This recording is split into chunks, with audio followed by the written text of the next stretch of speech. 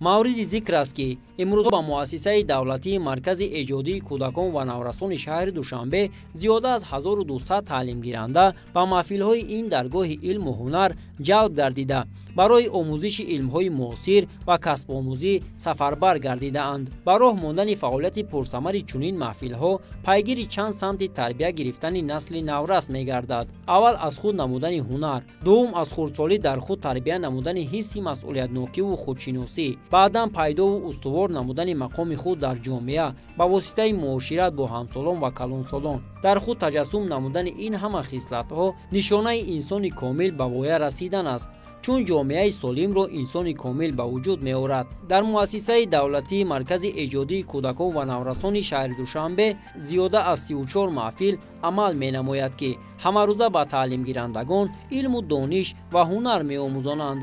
таълимгирандагон аз сину соли 6 то 16 сола ҷалб мегарданд ки ҳар яки онҳо мувофиқ ба завқу шавқ ва истеъдоди худ ба маҳфилҳо номнавис гардида баъд аз 3 соли таҳсил дар марказ ба онҳо шаҳодатнома аз равияи интихобкардаашон дода мешавад ки кӯдакон ва наврасоне ки дар ин марказ таълим мегиранд дар маҳфили dastoни моҳир бо ашёҳои гуногун гулдону ҳайкалчаҳо ва дигар навъҳои макетҳоро омода месозанд ки зебову дилрабоянд.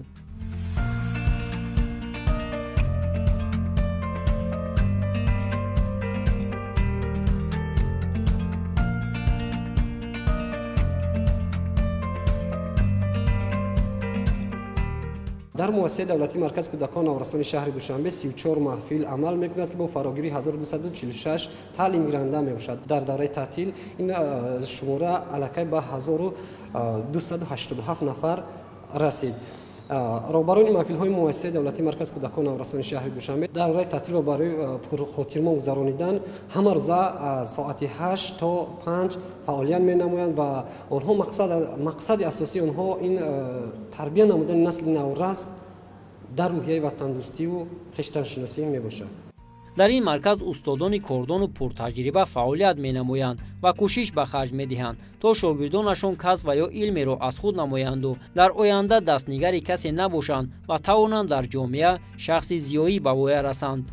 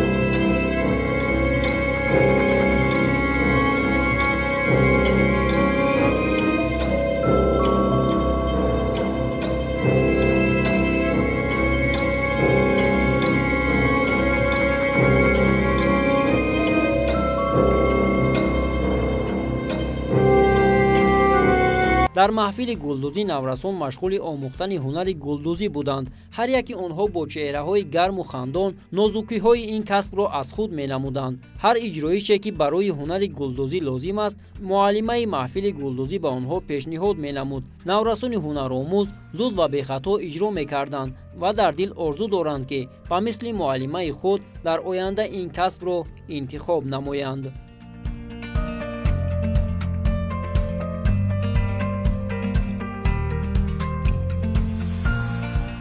سرفا مولده خواننده محفل دوزندگی می باشم. معلمه ما در محفل دوزندگی طاهره و دلربا می باشد که او با ما خیلی درس ها رو با ما یاد می دهد و من طولی 2 سال می شود که در این محفل درس می خوانم و خیلی چیزها رو یاد گرفتم. درس باز همه نزدیکی دارد. نزدیکی از پاره کردن سر می شود. اگر ما کرتا رو پیش رو نزدیک اگر خوب پاره نکنیم کرتا به زیر می آید. همش با نزدیکی سر می شود. طول 2 سال می شود که من در محفل دوزندگی در مرکز کودکان و نورسان شهر دوشنبه تعلیم می گیرم و من در این طول این 2 سال تمام نزدیکی این کسب دوزندگی رو از خود نمودم. در مرکز ایجادی کودکان و نورسان شهر دوشنبه همه روزه از ساعت 9 تا 11 و بست دوم از ساعت 14 تا ساعت 16 به تعلیم گیرندگان علم و هنر می‌آموزانند. کودکان و نورسان این بارگاه در روحیه خودشناسی و مهر و محبت به وطن مادر تربیه می‌یابند. در محفل اسباب‌های موسیقی تعلیم گیرندگان نازکی‌های سازهای اسباب‌های موسیقی را از خود نموده در آینده می‌توانند روز و روزگار خود را از این کسب آموخته‌شان پیش برند.